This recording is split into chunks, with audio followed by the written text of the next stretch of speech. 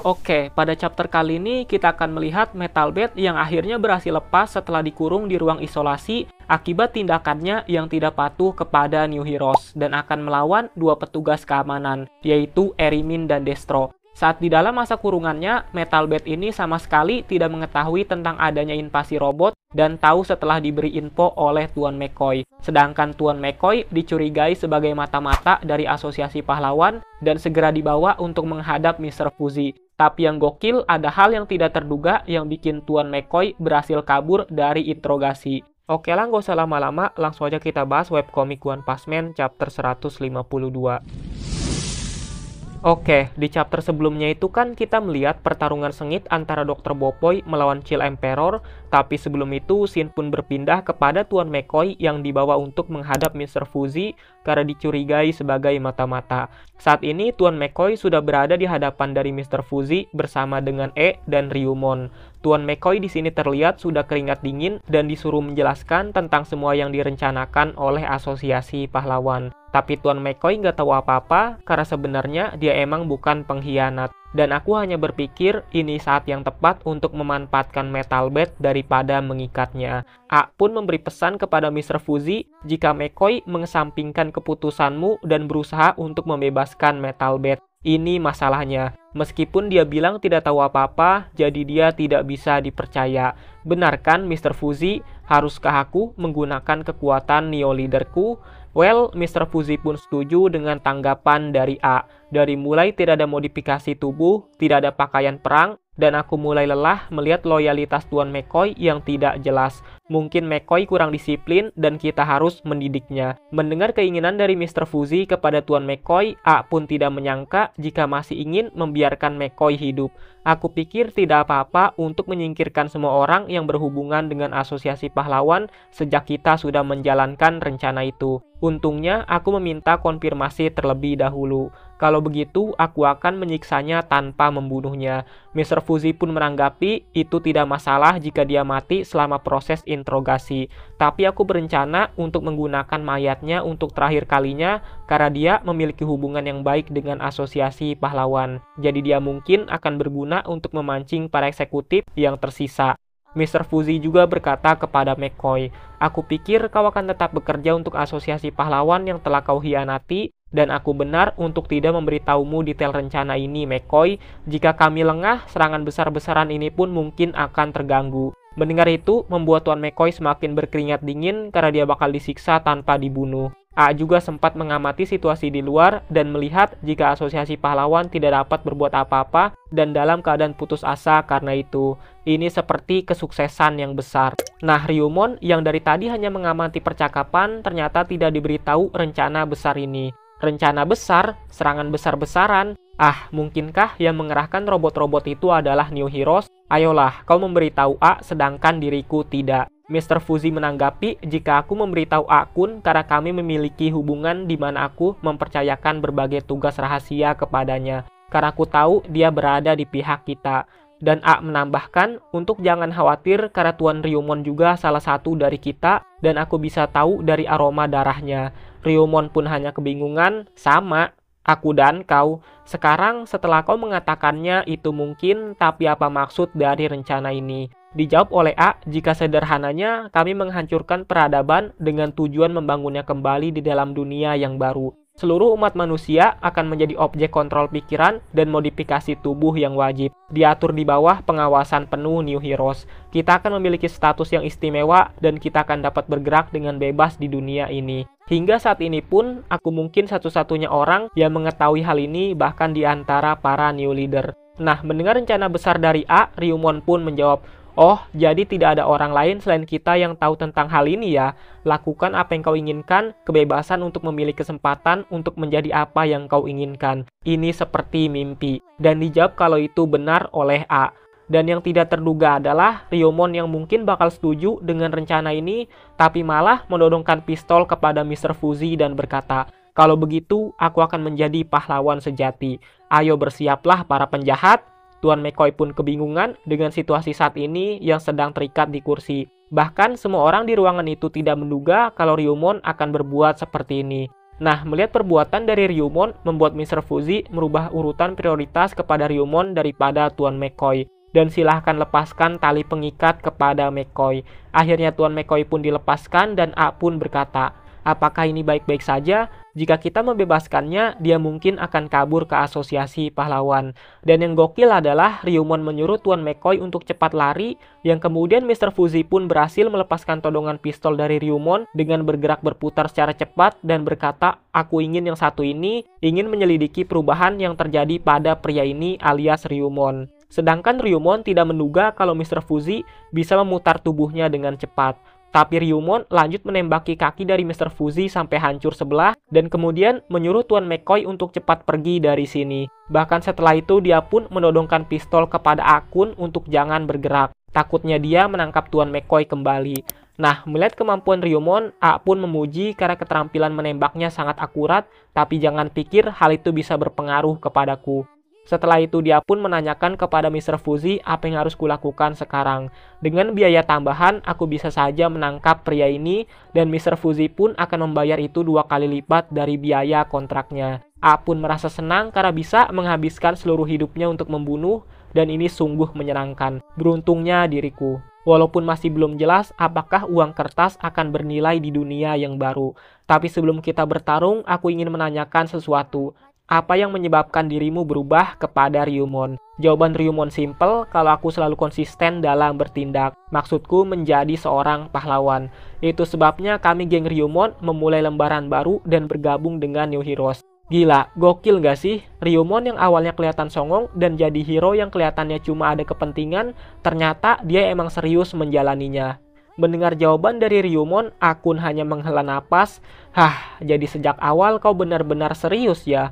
Kau benar-benar tidak tahu malu, dasar preman busuk yang menyebabkan begitu banyak masalah bagi dunia, dan sekarang kau berpikir untuk membuka lembaran baru untuk memainkan peran sebagai pahlawan. Mimpimu itu terlalu berlebihan. Paling tidak, apa yang harusnya kita lihat sekarang adalah mimpi buruk aneh dari orang-orang yang telah kita bunuh di masa lalu berdiri di samping tempat tidur kita. Bukankah begitu? Dan jawaban dari Ryumon tidak terduga, jika aku itu tidak seperti kau. Aku tidak pernah menyentuh warga sipil sekalipun. Tapi menurut A, jika itu sama saja. Kau adalah tipe orang yang merepotkan tanpa rasa bersalah sedikit pun sebagai pelaku. Jika kita berdua mengenakan baju tempur dengan kemampuan yang sama, sudah jelas siapa yang lebih diuntungkan. Dan Ryumon membalikan omongan, jika aku memakai baju tempur itu, sudah jelas aku sudah dikendalikan sekarang. Kau bahkan lebih bodoh dari yang kukira ya. Setelah itu, Ryumon pun mulai melepaskan jaket dan bajunya sambil berkata, aku mengagumi mereka sejak kecil, sang penyelamat dari buku bergambar, tokoh protagonis dari manga, petugas polisi dari drama, pemimpin kedamaian dari buku-buku teks, dan orang-orang yang bekerja keras di masyarakat. Dan di sini kita melihat tubuh Ryumon dipenuhi dengan tato, lalu ada gambar sesuatu di tengah badannya. Ryumon melanjutkan perkataannya, aku sudah lama meninggalkan baju tempurku. Ketika aku berada di luar sana, aku mengerti perasaan mereka yang dengan keras kepala menolak untuk memakainya. Orang itu juga mengatakan bahwa jika kau mengandalkan sesuatu yang artifisial seperti ini, tubuhmu akan menjadi lemah. Dengan mengikuti pahlawan teladan yang bertindak berdasarkan insting dan sangat kuhormati saudaraku Metal Bat, aku juga akan berjuang sekuat tenaga dengan mengandalkan tubuhku sendiri. Ucapan dari Ryumon gokil juga sih.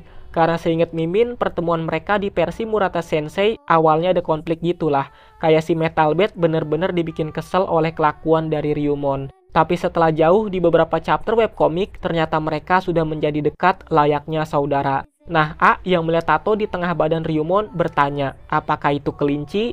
Tapi ternyata itu adalah naga yang wajahnya didesain oleh anak-anak dari sebuah taman di lingkungan kantor. Keren banget kan, kata Ryumon. Dan A pun menjawab kalau itu benar-benar sampah.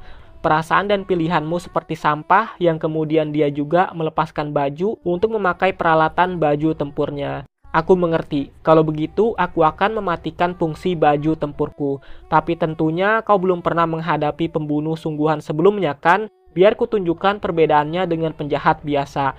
Nah, sebelum pertarungan antara Ryumon melawan Akun dimulai, Shin pun berpindah kepada Tuan McCoy yang sedang berlari dan terus berlari sambil berkata dalam hati, aku tahu kalau A sangat terampil berdasarkan catatannya.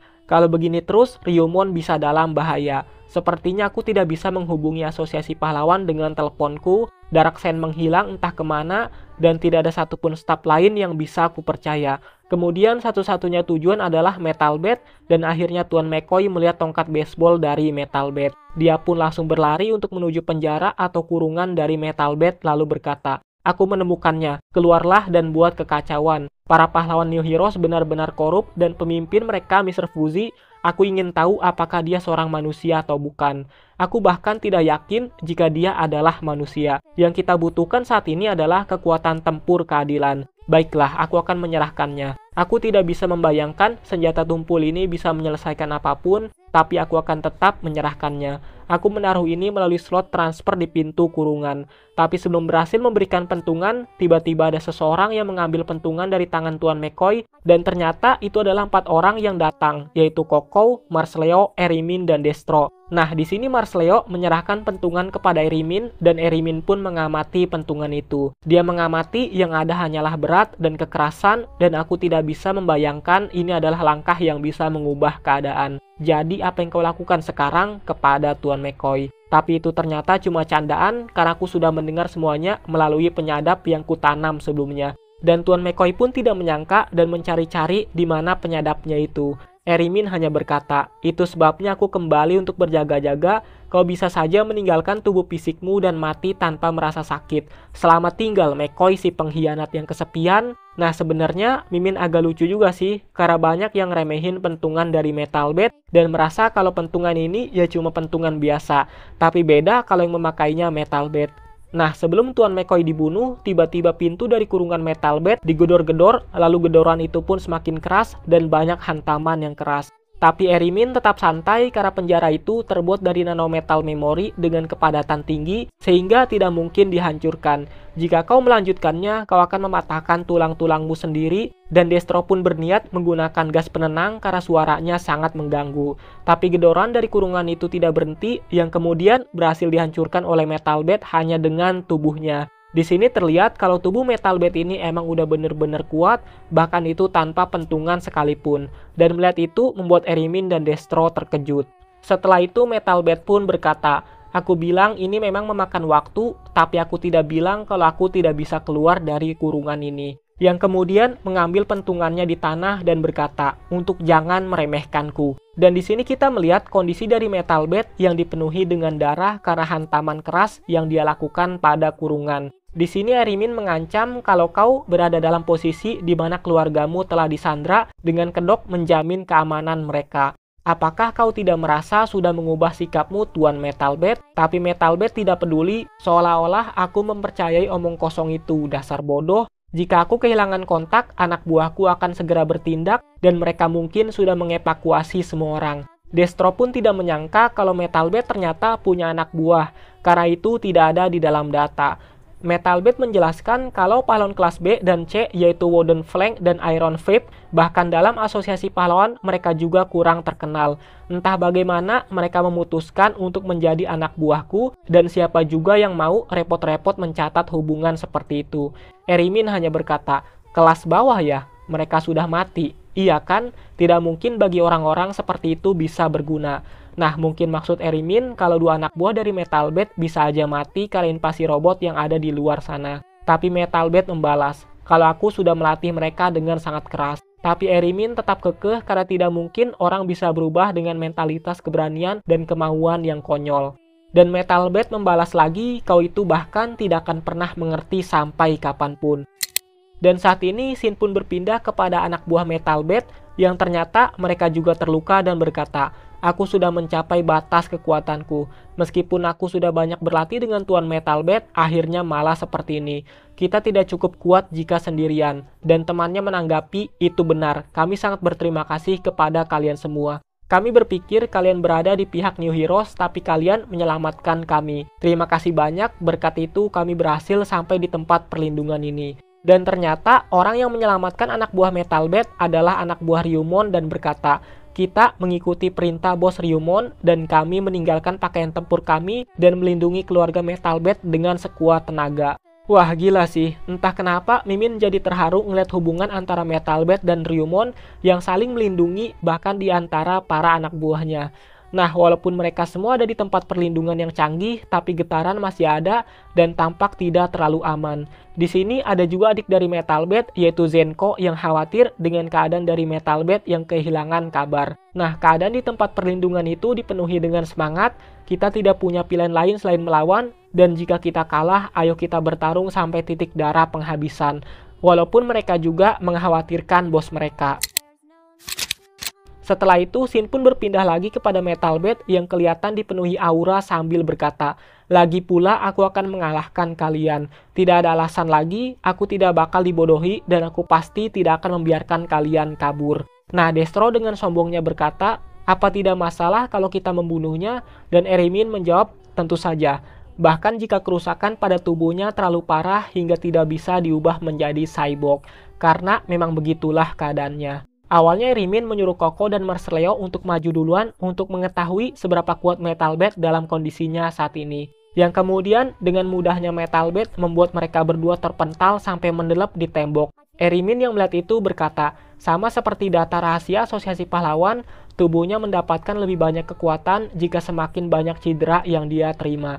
Seperti ledakan adrenalin dalam situasi hidup atau mati, atau malah seperti seekor tikus yang terpojok saat digigit kucing. Benar kan? Destro juga bilang dengan menyebutnya sebagai sifat yang unik, mungkin itu terdengar bagus, tapi kenyataannya dia hanya seorang pemula tidak berpengalaman dan tidak bisa memanfaatkan kemampuannya dengan baik. Yang kemudian Metalbed pun langsung bergerak dengan cepat untuk menghadapi dua petugas keamanan New Heroes itu, dan setelah berhasil mendekat, dia langsung mengayunkan tongkatnya. Sayangnya, Destro berhasil menghindar, tapi yang tidak terduga, hidung dari Destro pun terkena sedikit yang membuatnya hancur sampai mengeluarkan asap. Nah, melihat kekuatan Metalbed, membuat Erimin kebingungan kalau ayunan dari pukulannya melampaui kecepatan suara. Padahal cuma ayunan sederhana dan mudah dibaca, tetapi potensinya tidak terbatas. Bahkan menghindar sedikit saja bisa sangat berbahaya. Maka dari itu kita harus melawannya bersama-sama. Mulai sekarang akan ada serangkaian berita kematian untuk pahlawan kelas S, dan yang pertama mati adalah kau Metalbed. Setelah itu, Shin pun berpindah lagi kepada Ryumon dan A yang sudah terjadi pertarungan di antara mereka. Nah, di sini kita melihat keadaan dari Ryumon yang dipenuhi dengan darah karena sepertinya dia terdesak karena kekuatan dari A. Karena ternyata dia terus meneliti metode yang efisien untuk menghancurkan manusia dan untuk melawan kekerasan yang tidak terkendali, aku telah menyiapkan apa yang kusebut sebagai kekerasan terstruktur. Setelah selesai denganmu, ada sesuatu yang ingin ku coba, yaitu untuk menantang diriku sendiri, membunuh orang dengan menggunakan benda sehari-hari yang jauh dari kata sebutan mematikan. Sumpit, jepitan, jemuran, botol plastik, kertas fotokopi, dan sebagainya. Aku telah berhasil. Ini adalah prestasi terbesar dalam hidupku. Kali ini aku akan menantang diriku sendiri dengan ini, yaitu selembar tisu. Kurasa aku akan mengambil nyawamu dengan ini. Dan yang tidak terduga adalah Ryumon langsung mendekati dan berhasil menyerang akun yang baru aja memegang tisu, bahkan dalam kondisi tangan yang patah. Nah, Ryumon juga bilang kalau sebongkah daging pun adalah senjata tumpul yang bagus. Pemahamanmu tentang kekerasan yang tidak terkendali masih terlalu sedikit. Kau hanya orang bodoh yang tidak punya logika. Dan aku telah mengalahkanmu. Pertarungannya akan mulai dari sekarang. Mengerti? Dan setelah itu, akhirnya A pun mengaktifkan baju tempurnya. Nah, melihat hal itu, Ryumon pun berkata, "Hati-hati Akun, karena aku telah menemukan kelemahan fatal pada baju tempur itu. Masalahnya adalah, itu adalah kostum yang mengubah manusia menjadi sangat kuat, tapi pada dasarnya itu adalah kekuatan pinjaman. Tentu saja kau bisa melempar mobil dan menghancurkan bangunan, tapi apapun yang terjadi, kau tidak bisa memperlakukan anak-anak atau hewan dengan kebaikan. Bahkan jika kau menjadi senjata manusia, kau tidak bisa menjadi pahlawan dan kau tidak akan merasakan rasa sakit tidak peduli seberapa keras kau menyerang. Ketika kau memukul seseorang, bahwa kenyataan tanganmu sendiri yang terluka seharusnya menjadi pengingat terakhir untuk menghentikan kekerasan. Iya kan? Saat ini jika kau kehilangan kontrol penting itu, kau tahu apa yang terjadi, orang seperti itulah yang pertama kali berubah menjadi monster." Nah, mendengar semua ocehan dari Ryumon, Akun hanya berkata, "Kulihat kau tidak hanya mengucapkan kata-kata indah, kau benar-benar orang yang suci. apakah kau benar-benar menjalani hidupmu selama ini tanpa mengetahui bahwa sifat dasar manusia pada dasarnya adalah jahat? Itu sebabnya kau tidak bisa membayangkan hal-hal mengerikan yang akan terjadi padamu. Aku tidak akan membiarkan jiwamu melarikan diri. Dalam sebuah sensasi yang mirip dengan keabadian, martabat, egomu akan runtuh dengan suara gemuruh yang memekikkan telinga. Nikmatilah sensasi ini dan aku akan menikmatinya dengan caraku sendiri. Tapi mendengar itu membuat Ryumon tidak takut dengan apapun karena menurutnya ini justru luar biasa. Aku percaya bahwa aku sedang melakukan hal yang benar. Sedangkan Mr. Fuji yang dari tadi hanya mengamati pertarungan berkata, perkembangan pikiran dan pola perilaku yang tidak terduga. Apakah ini semacam kesalahan manusia? Yang intinya Mr. Fuji tidak menduga kalau Ryumon bakal melakukan hal ini, dan ini cukup plot twist lah. Dan webcomic One Punch Man chapter 152 pun selesai di sini.